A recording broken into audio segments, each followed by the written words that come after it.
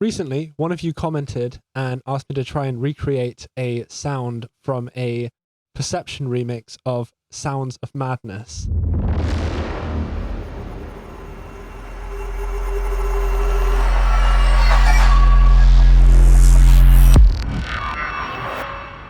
I've made two versions of this sound. They use slightly different techniques, but the processing is very similar. So I'll show you what I've got.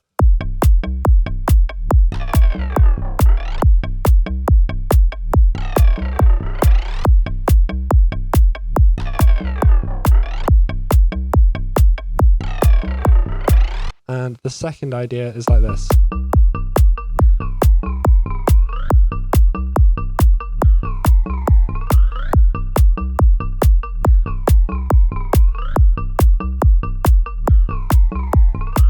The first one, if I take off the processing, is a percussive in the noise oscillator. If I just play this without any effects,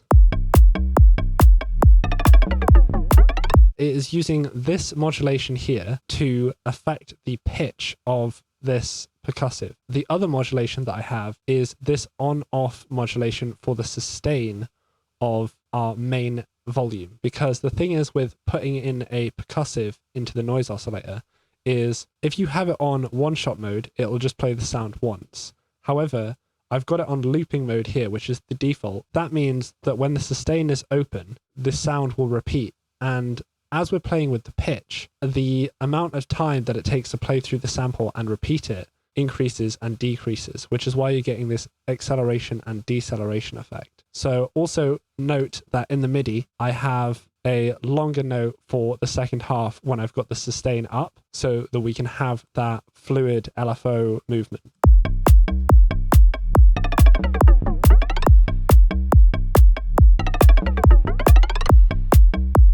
And then if you play around with the points, then you will change the behavior of that pitching and changing in speed.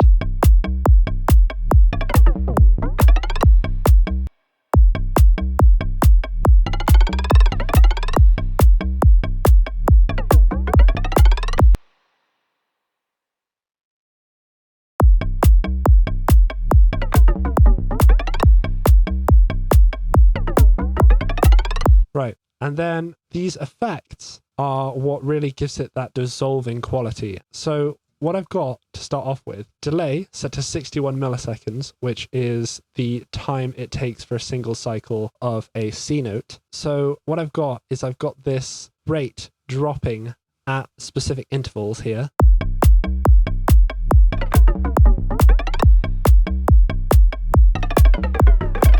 And again, this is going to get different results if you put it on different modulations. Say, for example, I put it on the same modulation as the percussion pitch, then we are going to get some interesting results there.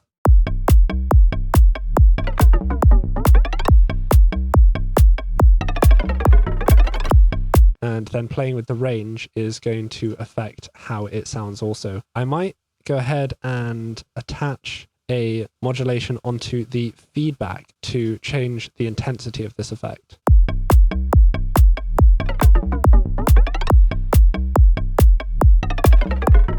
Other effects that you can use are these comb filters. The resonance acts as the sort of feedback control, similar to what the delay is doing. And the lower you go in the cutoff, the more dissolved the sound is going to be. And if I attach that onto the same modulation as the pitch, once again, and put that on bipolar mode.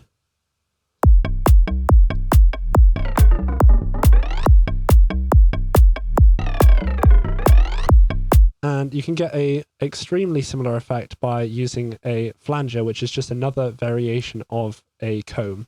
And if I attach some movement onto this one as well,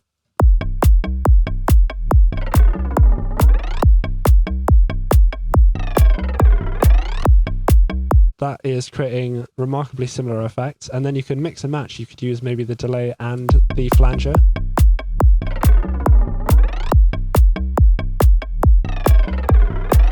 It's just up to you to play around with all of the different values and when it comes in and out. I'm using the same modulation that is opening up the sustain to mix in these different functions here. So the effect becomes activated only on the parts where I want the dissolving action to happen. And you can probably achieve a very similar effect by using a phaser as well. So let's give that a shot. Bring the depth down and the rate down. Let's just go ahead and attach the same modulation to the frequency. Put the frequency quite low as well to get that dissolving effect. If I bring up the poles a bit higher, I'll crank the poles to max. I'll also attach the mix onto this same on-off switch. That way we can end up with a clean percussive for the first few offbeats. Then I need to play with the values here. If I set this to 32 Hertz, which is C, and then set this to bipolar mode.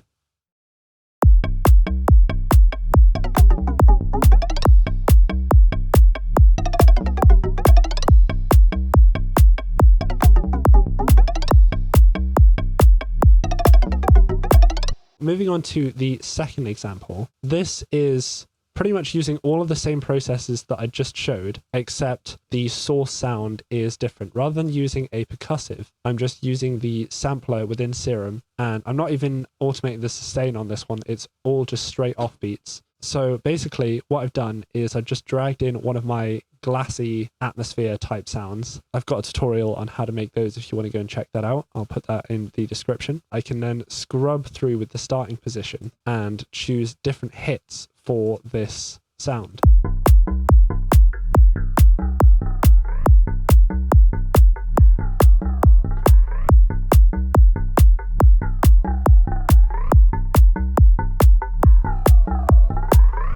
And once again, we've just got a delay that is on 60 milliseconds, and that is doing a very similar action. We've got a bit of delay movement there, we've got a bit of flanger movement, and then just a compressor to bring up all of that. Then I've just got the resonance of the flanger just raising towards the end of the sections when it's in.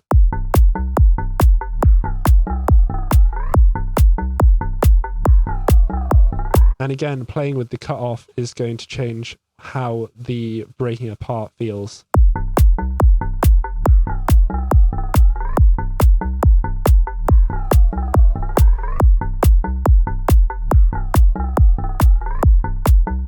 And then let's say if you want to change the source sound, we can maybe go into the atmospheres here. Let's just find another one of the glassy ones. Let's go for this one.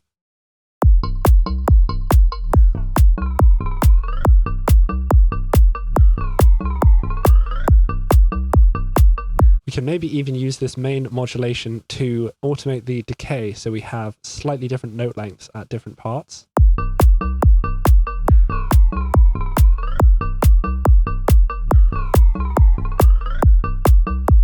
And then we can also play with the tone of this by dropping this an octave, or playing with the scan.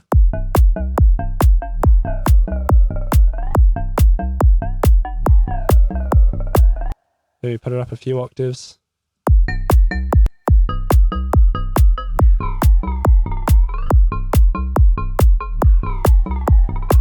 So that is going to conclude this video. Hopefully you learned a new sound design technique. If you want to support the channel, you know how to do that. And I'll see you on the next video.